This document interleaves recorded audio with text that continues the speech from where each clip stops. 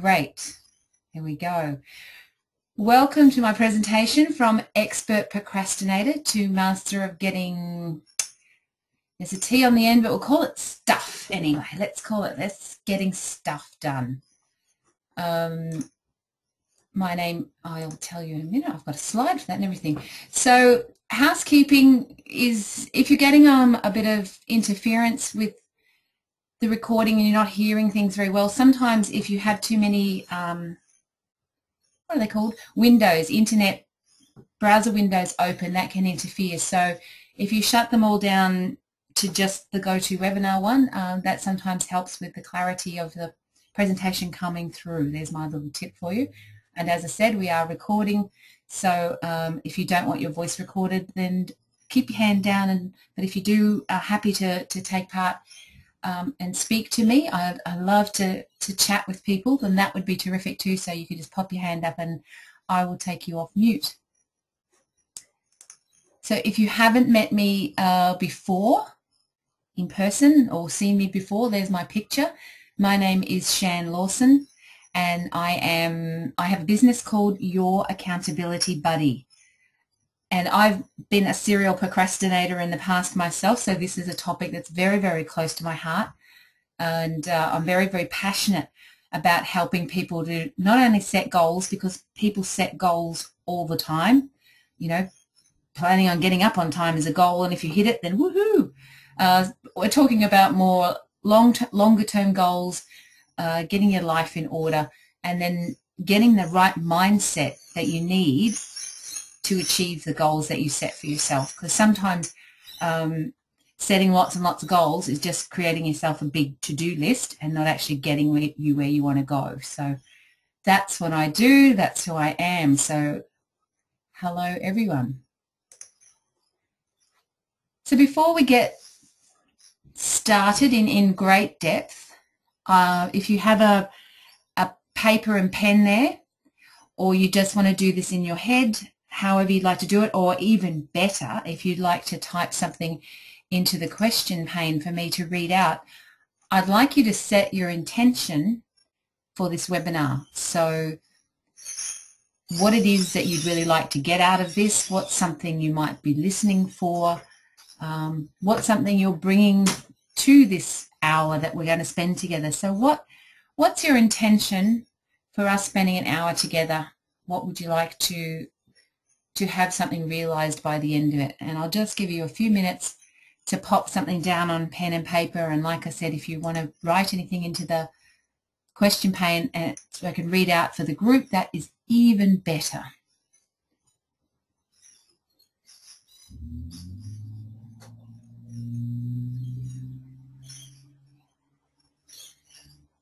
I've got no typers in the box yet, so I trust that you're all furiously writing on your pads.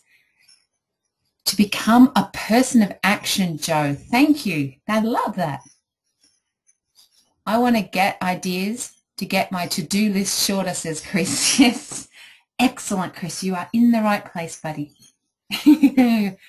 Great. My intention for tonight is to deliver content to help you get some clarity and to bring some fun. And I delivered this webinar last week, so my intention is to deliver this even better than I did last week and help more people. So that's my intention for you guys. So thank you for sharing your intentions with me. Well done, everybody. Brilliant. So, go little slide. So what is procrastination? Let's have a look at this thing called procrastination. And there's that poor guy there with his head under his pillow. I'm sure we've all had days where you just felt overwhelmed and just didn't want to get up out of bed and face all the stuff you knew you had to do. You just rather put it off, hence procrastination. Well, everybody procrastinates on occasion. For some people, it's only a problem in maybe a certain area of their life. And for other people, procrastination is a way of life. And it affects most, if not all, areas of everything that they do. For example, they might not pay their bills on time. They might get given things like gift certificates for their, for Christmas or birthdays, and they don't cash them. They just let them slide.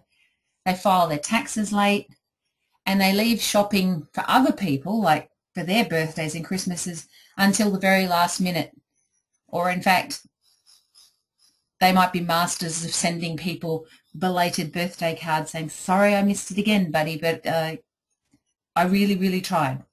So I don't know if any of those are ringing true to you, but I was certainly a terrible one for letting gift certificates expire and then trying desperately to talk David Jones into letting me have. I was only 2 months late. I don't see why they were being so difficult, but anyway, perhaps that's just me. So yes, so I was just having a flashback moment.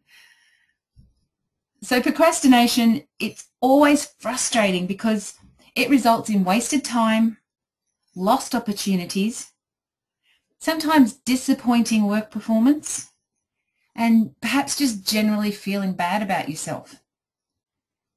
What's wrong with me is a common question that people ask when I work with them. And that sort of thought can reinforce the idea in people's heads that somehow they're broken or just not good enough. And that just, ironically, piles on top of the mindset that is making your procrastination worse and worse. There's something I like to call, I don't know if it's anybody else calls it this, but I often call it the saved by the bell syndrome. And that's where you just get away with it all the time. You had a deadline and you might have just squeaked it in, or you somehow, maybe somehow did talk David Jones into letting you cash that voucher, but you often are just squeaking through. And when that happens, that actually rewards and reinforces your habit of procrastination, because you thought, well, it wasn't that bad. I managed to pull it out of the bag. Yeah, I was saved by the bell. But when that happens, conversely, another part of your mind says, you could have done a better job with that if you had have put more effort in, or you had have spent more time on it. And there again, that is going to reinforce that thought that perhaps you're just not good enough, and the whole vicious cycle continues. Procrastinators often have great excuses, or the grown-up version of excuses is reasons. And some of those can be things like, I'll feel more like doing this tomorrow, or I really work best under pressure. It's cool, I've got this. But often, in fact, they don't get the urge the next day, and they don't really work best under pressure. I got to put this up front. Procrastination, it's not a problem of time management or planning, although most procrastinators overestimate what they can accomplish in the time allotted, or are very, very optimistic that everything will just go smoothly and they can get everything done in the time they've allowed. If a task is going to take an hour, they allow themselves an hour and nothing's going to go wrong. And when it does, they just become, well, it just sort of unravels. I don't know if anybody can relate to that. Has anybody got a recent little anecdote about a saved by the bell situation, or some really great excuses? What are some of the reasons or excuses you tell yourself that you put things off? Just type something in there for me, because I've got a million of them for myself, and I might add them to my book.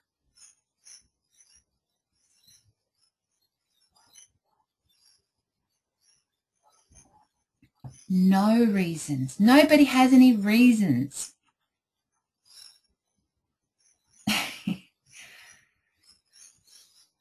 I'll have more energy in the morning. Yes, Joe, that's one of my favorites too. Thanks for sharing. I work better at night, conversely, at the other end of the thing, Robin. Thank you. I'm too tired, Chris. Well, probably after sailing all day, mate, you are. But yes, they are definitely things we tell themselves. So thank you for sharing. That's very cool. Yes, I'm a big one for, I'm not feeling very creative right now, so I'll do it later when the creativity is gonna, I don't know whether the creativity fairy is supposed to come and sprinkle creativity dust on me or what exactly is supposed to happen, but that's one I go back and forth with on myself quite a bit. So too many things to do and you don't know where to start. Yes, yes, overwhelm is an absolute killer for procrastinators. It's that whole lack of clarity, and yeah, I can totally relate. And I've read, I think I posted it on my Facebook page. Somebody said, what was it? I have to get it right. Um, Getting a procrastinator to buy another time planner or a diary to fix their problem is like telling a clinically depressed person to just cheer up. So it's not about having more diaries and longer to-do lists and because my office is littered with the ghosts of perpetual year planners and wall planners and charts and diaries and little planners and A4 size planners. I'll give you the tip right now. The answer is not in the planners, in case that wasn't coming through clearly enough. So, but we'll get there. Okay. So many times that it's that old thinking that whether you're kind of consciously aware of it or not, that thinking that you're not good enough and that whole self-doubt creeps in, and that's a lot of the problem of why you're putting stuff off, with, like I said, whether you consciously realize that or not. I think most procrastinators have this sneaky suspicion that the rest of the world is hugely organized and there's just something fundamentally wrong with you, and like I said, you go round and round in circles. Procrastinators also actively look for distractions, particularly ones that don't take a lot of time or a lot of commitment on their part. And checking email is almost perfect for this. And I've got to say the other one is Facebook. I love Facebook and I think it's an amazing tool, and I'm just delighted that I've caught up with people that I probably never would have caught up with again in my life. But man, there just always seems to be, I'd just better check this other page before, or I had just better, I'm sure there's something really helpful on Facebook that if I don't look, I might miss, and that might be the whole key to my business doing this, that, or the other. That's one of the other reasons that I look for distractions. So I'm wondering if email or Facebook is a problem for any of you guys out there. Most people, I'm sure you would agree, don't have a problem finding time to do the things they want to do. Yes, I'm getting some yeps in there. Oh, yeah. Yeah. Love the distractions. So most people don't have a problem finding time to do things that they want to do. But once they see a task that's really difficult or boring or overwhelming, then the procrastination behaviours, that's when they start to kick in. So I hope that all makes sense, and I hope the pace is all right, guys. You can let me know, because I tend to be quite a fast talker, and I'm consciously trying to keep it down, but I get really excited about this topic, as you can tell. So can let me know if the pace is all right, and if you need me to slow down, just type that in as well. Cool. Okay, so there are 3 basic types of procrastinators, if you like. One is called thrill seekers, and these are the saved by the bellas that I was talking about before, and they wait to that very last moment till they can get that euphoric rush that they just manage to pull it out of the bag. It's just part of their pattern. Another type are avoiders, and these people are people who may be avoiding the fear of failure or even the fear of success. But in either case, they're very concerned about what others think of them, and they would rather have others think that they lack effort than ability. Amazing. And then there are decisional procrastinators who just cannot make a decision. And not making a decision absolves procrastinators of the responsibility for the outcome of the events. It's like, well, I didn't choose to go that way. You know, you didn't choose to go that way, but you also didn't choose to do anything. I don't think anybody really fits into defined, like, you're this kind and you're that kind and you're that kind, because I think if you have strategies or things behind your mindset as to why you procrastinate, then any of those can kind of fulfill your needs in one way or another. Because sometimes I'm great at making decisions, and other times if it's, you know, not something I'm thrilled with, then I can certainly be a decisional procrastinator. And like I said before, I'm a big one on Saved by the Bell. So I guess some part of me along the line must have really got to enjoy that euphoric rush of pulling things off at the last minute. So there are great big costs to procrastination, and health is one of them. The stress levels, I'm sure you guys, and you know, so I guess the depression part of it as well. I don't know if I hate the word depression, but just really getting down on yourself, as we've been talking about, can just put you into a cycle that I think in most cases, most people I work with and talk to, it's just their stress level that goes through the roof, and that's really detrimental to your health. Another one of the big costs of procrastination is the social disapproval if you don't meet your responsibilities or your commitments. And sometimes procrastinators can be labelled as either lazy or perfectionist. And again, these are the things, you throw them all together and it's just going to get you down and make you procrastinate even more. So here's some news for you. Procrastinators are not born, they're made. Procrastination is learned during your upbringing, and it may be the result of too much authority from your parents or whoever raised you, and that can result in sort of a form of rebellion. On the other end of the scale, and this was what happened during my upbringing, was that there was not enough authority, and my mum did everything for me. I don't know if either of those ring true for you, if you're now sitting there thinking back to your childhood, whether it was very, very, very strict and your procrastination came out of just defiantly, I'm just not doing anything, or, you know, if your parents did lots and lots of stuff for you and you never learned that self-regulation of setting your own tasks and following them through and allowing the time and just learning the tools as you were growing up. So I'll just pause for a minute and see if that is ringing any bells. Can anybody relate to that kind of activity at one end of the scale or the other when they were a kid? And I'll just have a sip of water while you're thinking on that one.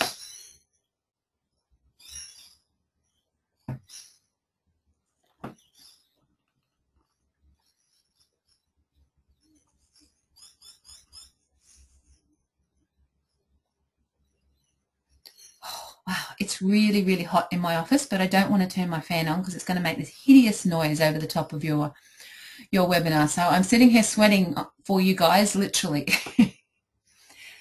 Okay, totally relate to the too much authority, and no doubt I have rebelled. Thanks, Joe. Thanks for sharing.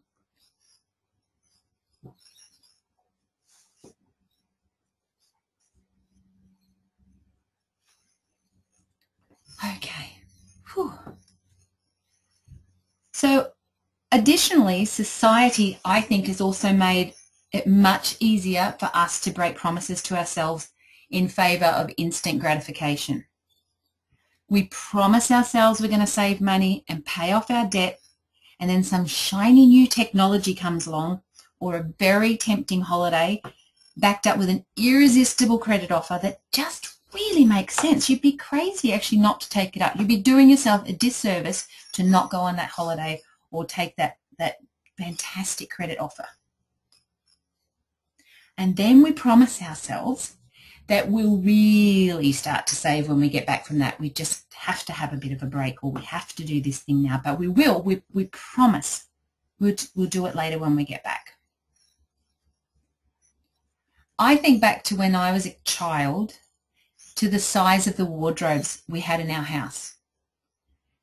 My wardrobe had, and so did my parents, so did my brothers, had 2 small doors. On one side was the hanging things, and on the other side there were just drawers and shelves for folded things. These days I have 2 full-size double-door wardrobes, one in each room. I have a 3-bedroom townhouse, so the office is one, and in the other 2 rooms I have 2 wardrobes full of stuff, and I have this big chest of drawers. And here's the really embarrassing part, I live alone. So my wardrobes are just full of stuff. And I think it's the way our society is, and it's this instant gratification kind of way of life that adds to our procrastination, because it feeds our instant gratification little monster in our head. So now that you understand that this is a pattern you've been running since childhood, I hope that takes some of that pressure off the kind of thinking that you might have been beating up on yourself before. I would also hope that it's great to realize that if you learned how to do this, you can learn how to undo it. So 3 cheers for learning some new stuff, guys. What do you reckon? Okay. So now we're moving to this lovely little place called the Someday Isles. Doesn't that look beautiful? So there are 2 ways that procrastination can affect you. There's short term, where you put off things like working on tasks and responsibilities that you know you should attend to, sort of on a day-to-day basis. I don't know, Chris. I don't think that is manly. But if it reminds you of manly, then that's awesome.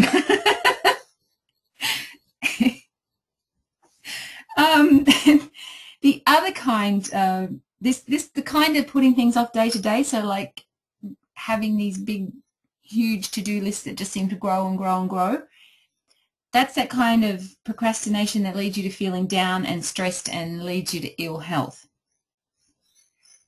The second way that we procrastinate is in the long-term things, and these are your dreams and your plans, and they hang out in a lovely place called the Someday Isles.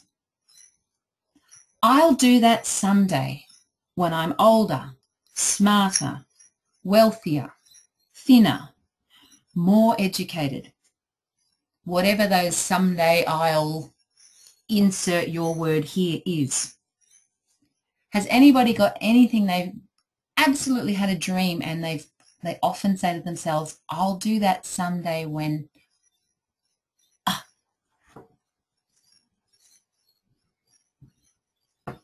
My one, I'll give you a little look into my deep, dark secrets and soul. I've always wanted to take singing lessons, and I absolutely think that would be so much fun and just something I've always wanted to do, and it's still hanging out there in the Someday Isles. Because I'm terrified if I walk into a singing teacher, I don't know, I might burst into flames or something. So it's much safer for me to hang out in the Someday Isles and not go and learn how to sing.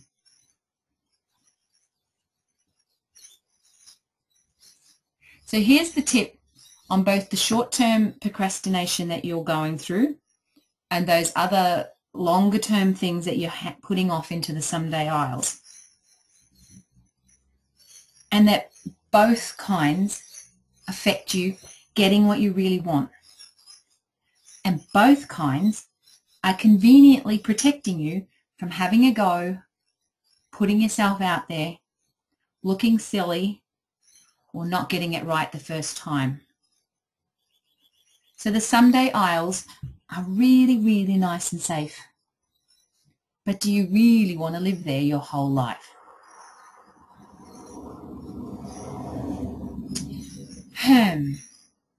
Something to think about. Okay. So as advertisers know, sex may sell, but does it make good decisions?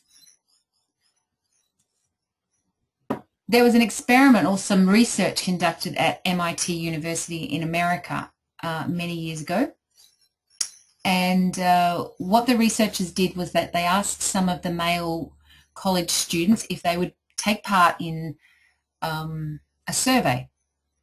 And some of the guys said yes they would, and they said fantastic. They said some of the questions are going to be related around sex. Is that okay? And hey, they were young college guys, so what do you think they said? Yeah, that's fine, bring it on. So what they did was that they gave them a laptop computer and they sent them away and into another room, and a series of questions came up asking them different things about sex.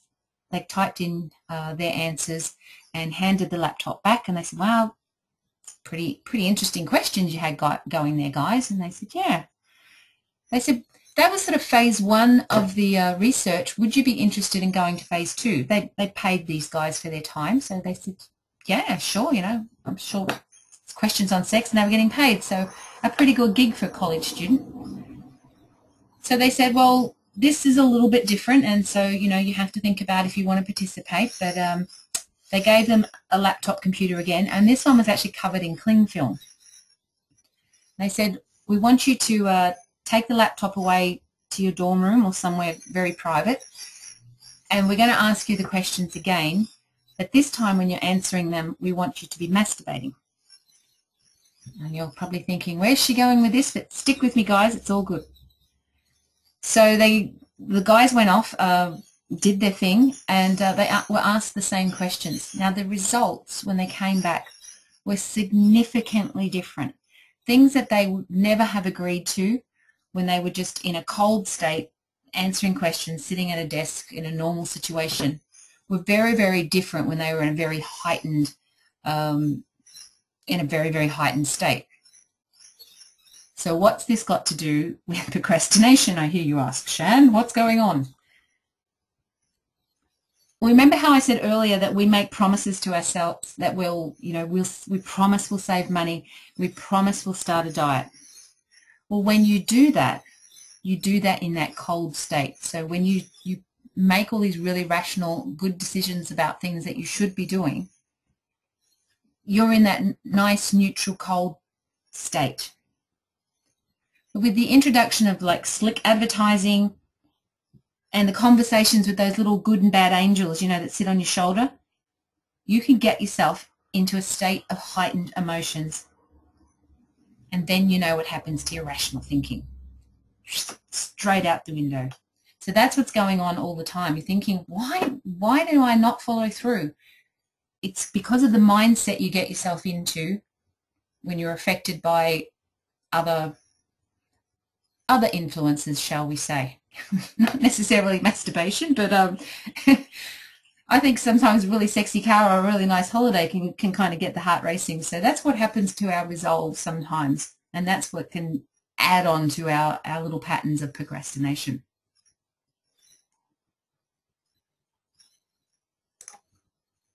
So I missed a slide. Look, got to see my little guy. I love my little logo guy. I haven't had him for very long, and I just think he's so sweet. So how do we turn this around? How do we turn around being a serial procrastinator to a master of getting stuff done? Well, there's a little thing called pleasure and pain. And no, it's got nothing to do with what I was just talking about.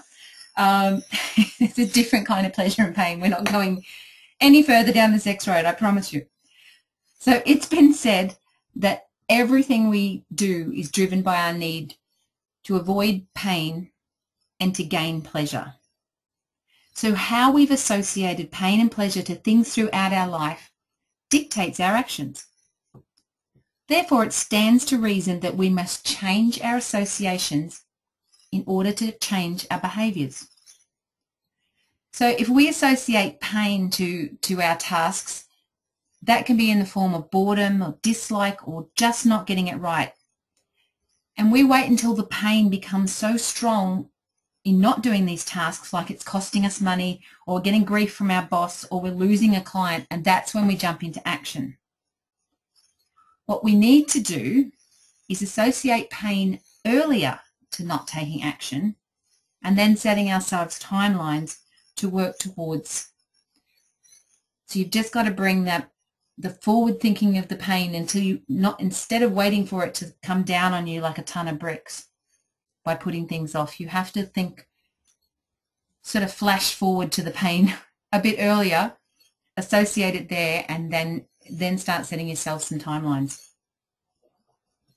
So a really good way to get yourself into a different state of mind, and this is what I do every single day, is start yourself a gratitude diary.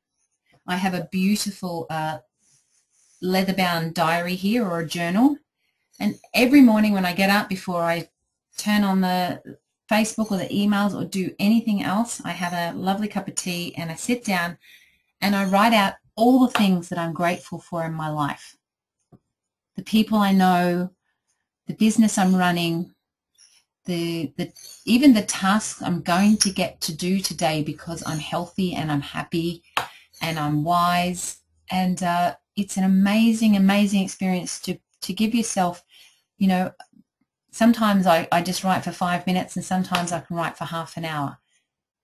But it just sets you up for the day and it gets your head state rather than, I mean, what's the contrast? Do you get up in the morning and think, oh, shit, I've got to do this and this and this and it's already this time and I'm so late for everything else and God, that's late. And oh, my God, look at my desk. Well, or sitting down and saying, I'm just so grateful for my family who I love so much and they bring me so much joy.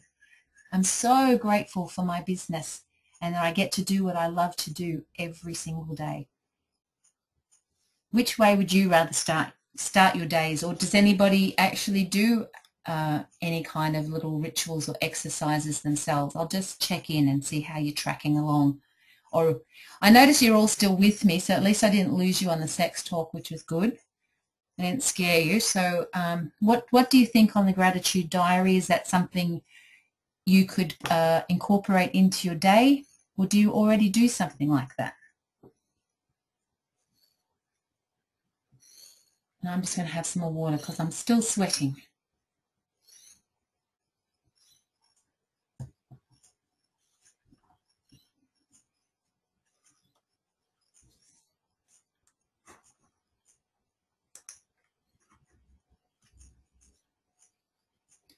No?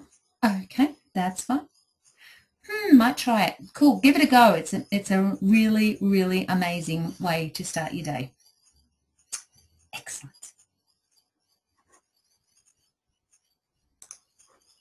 Click, there we go.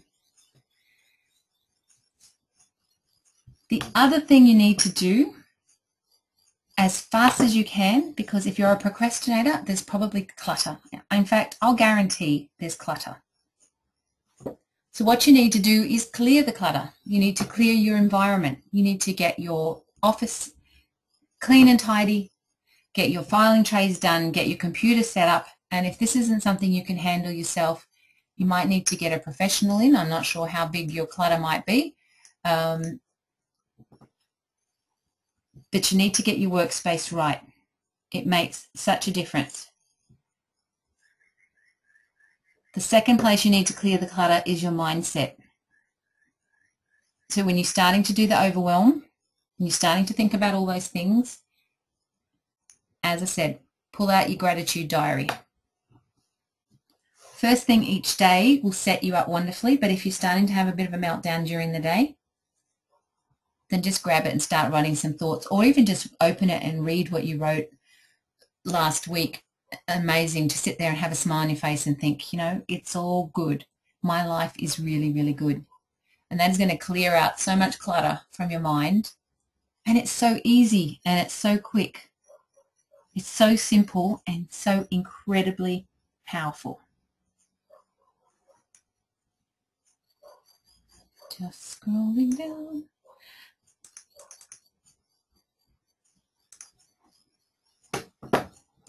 Okay, so the next thing you need to do is to know your outcome. I'm wondering how many people here isn't tidying up for a form of procrastination. Yes, it is. It can be. And that is if you have important tasks to do and you decide that today would be a really good day to clear your office. And I hear you, and you bang on the money. It can be if that's a pattern, but if you are working every day from a hideously disorganized workspace, then I want you to clear the clutter first. Diarize some time to clear your clutter first and get your workspace sorted, and then get to it and then keep it clear. But if you've cleared your office and then you start, I think I'll just move on to the to the garden or the kitchen, then you're starting to move into putting stuff off. You're welcome. So knowing your outcome. So having a plan, basically. How many people here have a 12-month plan? They know where they're going in their business or their personal goals, or when they're going to take their next big holiday. Because it's amazing, most people can plan their holiday, but they can't plan their life.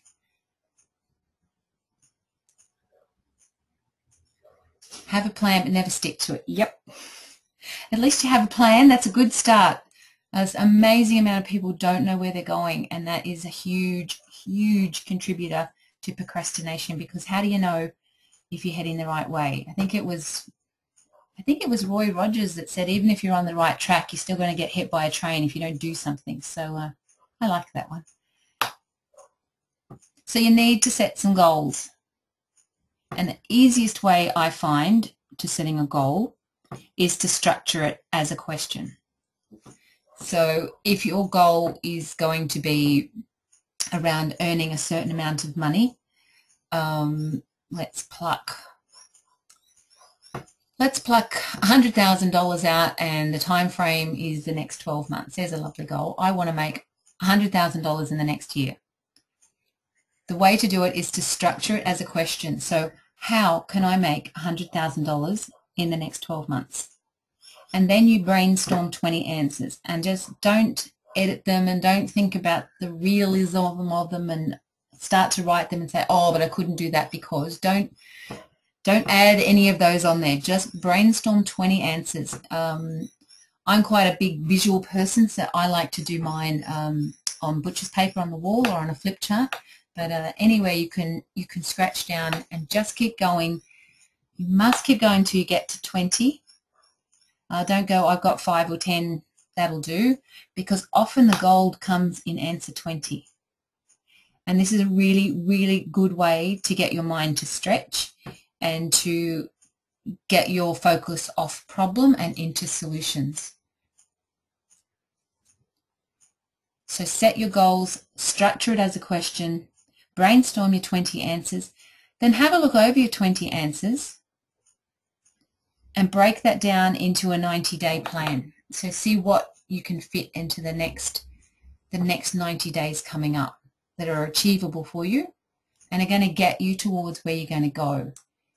And often the overwhelm and the mind clutter, because this is another way to clear the clutter, is to brainstorm the 20 answers, because sometimes there is going to be crap in there as well. And once you've got it written down, you can see that. But once you've let your mind process it and you've got it externalized, you can let it go. But when it's all in there together fighting for your attention, that's when your mind just becomes too cluttered to deal with it. So just spew it out there. I was trying to think of a different word, but I couldn't, because that's the visual. Just throw it against your bit of paper and just keep going, and just good, bad, indifferent, just get it all down, and then just pluck the gold out and put that into your next 90 days and start moving forward. So I hope that's helpful for you. It's a very, very powerful way of getting things done. And as I said, also clearing your clutter. So yeah, referring back to our mate Roy Rogers, you've got to take some action, otherwise you're going to get slammed by the train. And I find that procrastinators, especially those ones that get the thrill from doing things at the last minute, often try and fit their tasks into time frames that are way too small and then tackle them in great big chunks. So, you know, I've got to finish all this and I've got 2 hours to do it. And then a lot of that 2 hours is then stressed about, but it can't be done. Oh my God, what am I going to do? Not helpful and not getting you on with what you need. And then it often ends up in the too hard basket. So what you need to do is to break your tasks down into manageable chunks. So when you've brainstormed your goal and you've structured them into, you must know me, Shan. Yes, Joe, it's me. Well, it was me. I do all this now. The old procrastinating me is a very different person. It's very funny. So break them down into manageable chunks, and it's going to make things much easier to manage. You'll finish your tasks without all the stress and the anger and the disappointment that you often feel. If you don't do things that you're feeling the fear around, then you're making it all about you.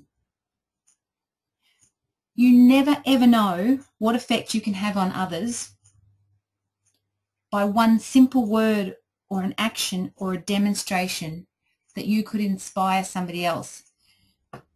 So sitting in your office and being terrified about doing something because you might get it wrong, or it might be the wrong thing, or you can't do it until it's perfect, is actually being really, really up your own butt and being really, really kind of selfish to the people out there that you could be helping. You don't know. It's arrogant of you to know what thing or word or action could inspire or help somebody else.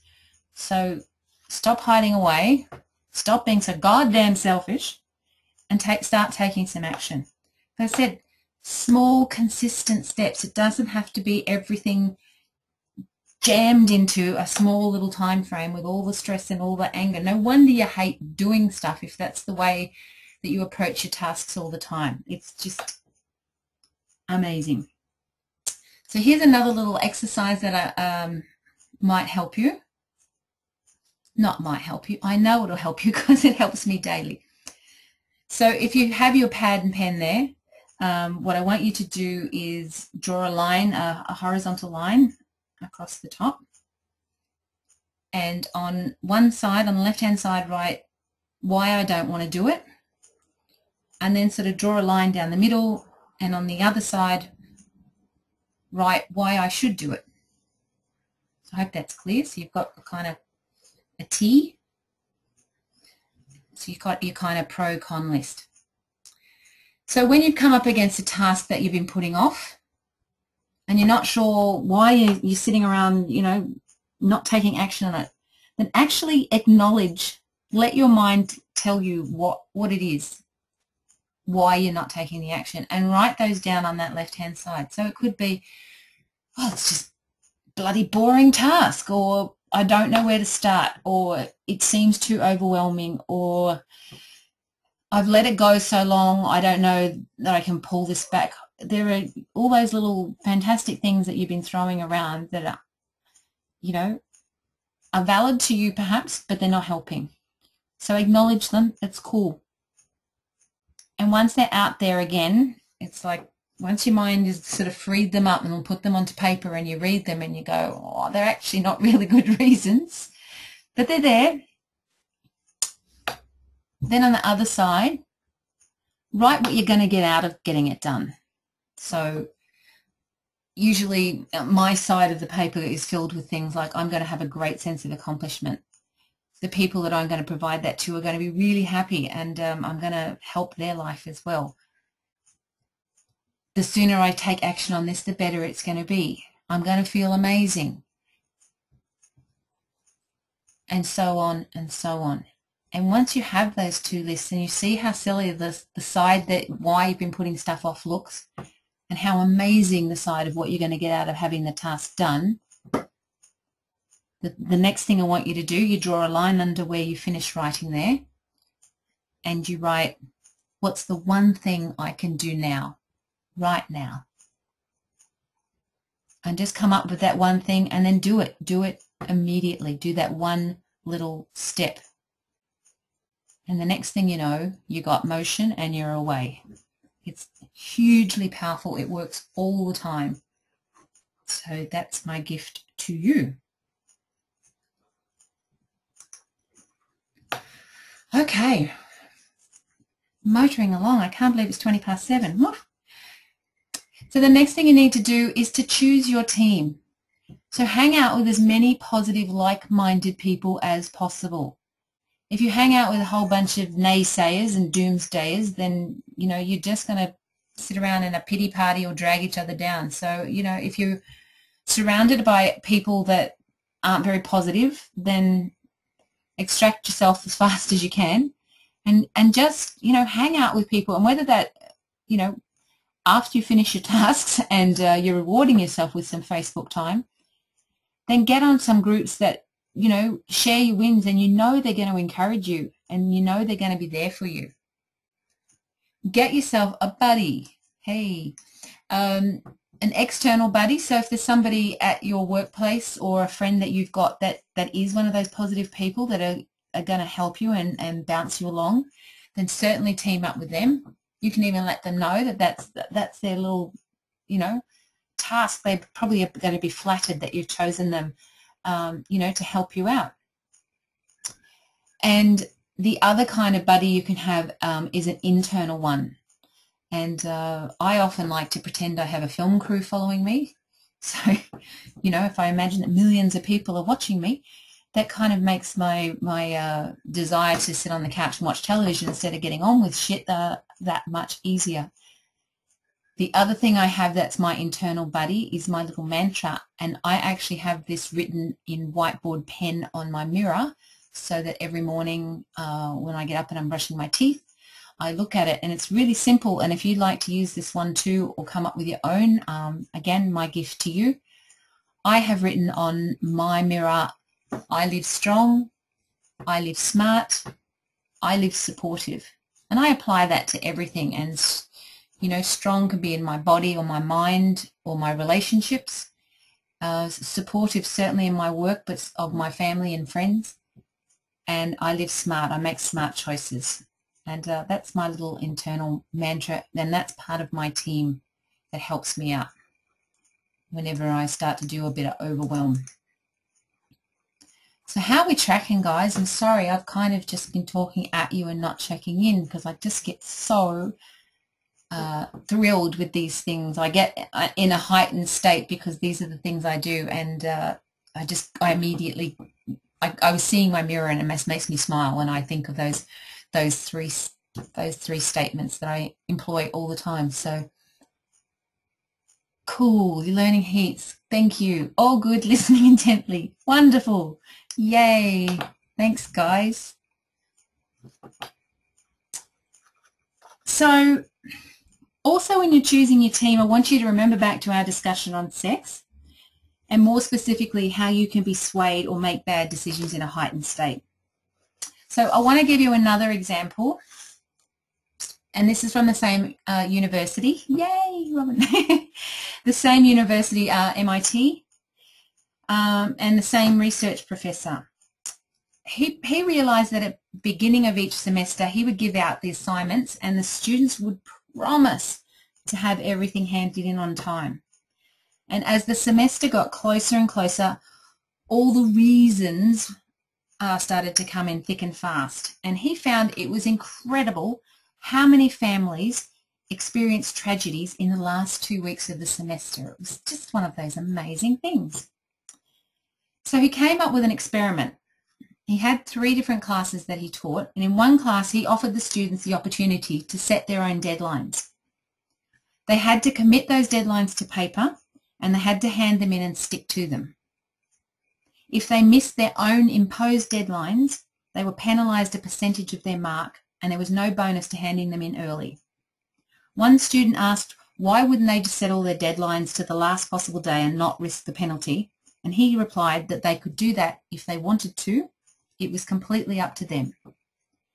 Another class were given strict deadlines imposed by the professor, no room for negotiation, and they were spread out across the semester. The third class were given no deadlines at all, just hand in the papers whenever they felt like it. So what were the results? Well, in the first class where the students spaced their own assignments out at their own deadlines, some chose to get them all in at the last possible moment, and some took the professor's advice and spaced them out. Which class do you think did best? Well, I've got to tell you, on overall performance, it was the class that had the strict deadlines that did the best. The class that chose their own did the second best, and the class with no deadlines did the worst. What these results say to me is that even if we're given the option to leave things open, some students recognise that without boundaries and consequences, they knew they were prone to procrastination and they would probably miss out on their best rewards. It also demonstrates that we have many activities vying for our attention, and if left to our own devices, we can let things slide, even when we know we shouldn't. Having someone else take control whilst you learn new patterns is a great system for making your goals and your dreams much more within your reach. And you've got to remember, your procrastination took a lifetime to install, so it's good to get some help on board and as you take a little bit of time to turn it around.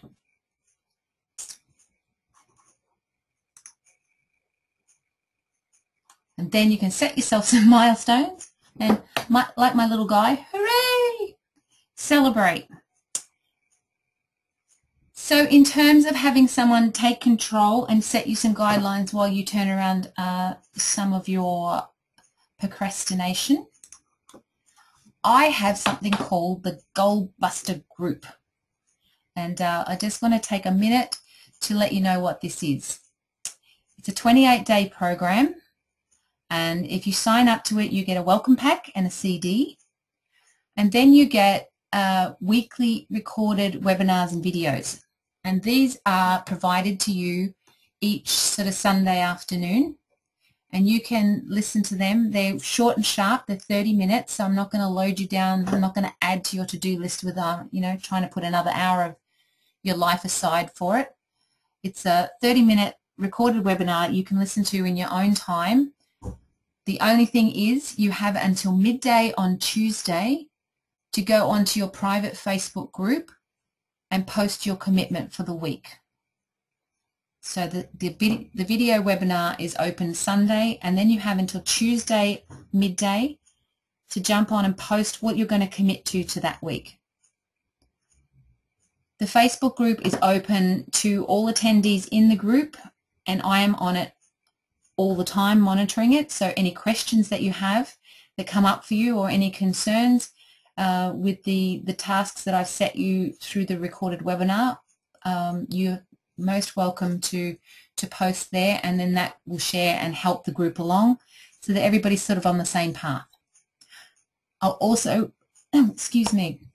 email you weekly tips to kind of keep you on track and give you some more of those little cool exercises that I've been giving you tonight. So you get to spend a month with me, and you get to turn your procrastination habits around. And that program, the whole month, is $47, because I really, really want you to get a taste of what having an accountability buddy is like, and I really, really want you to get some really good practices in place. So there you go. That's my Goal Buster Group 1-month program for $47. So if you're interested in that, you can type in the little box down there and let me know. Give me a yes or a hell yes or a bring it on.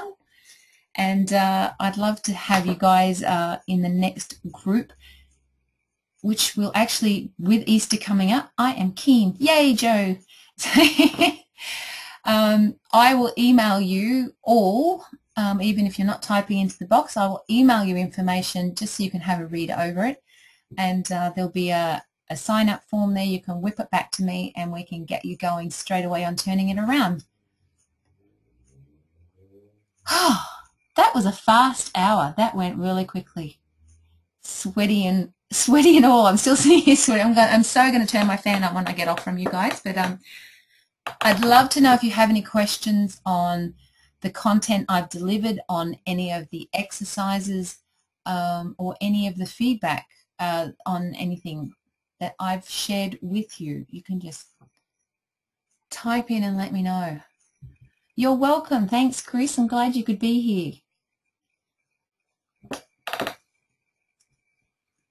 Thanks, Robin. Thanks, Joe. You're most welcome.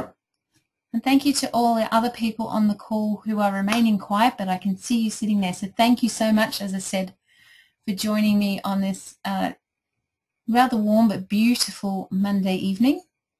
I will let you get on with going and trying some of those exercises and digging out your diary to start your gratitude exercises in the morning, which I hope you do because it's fabulous.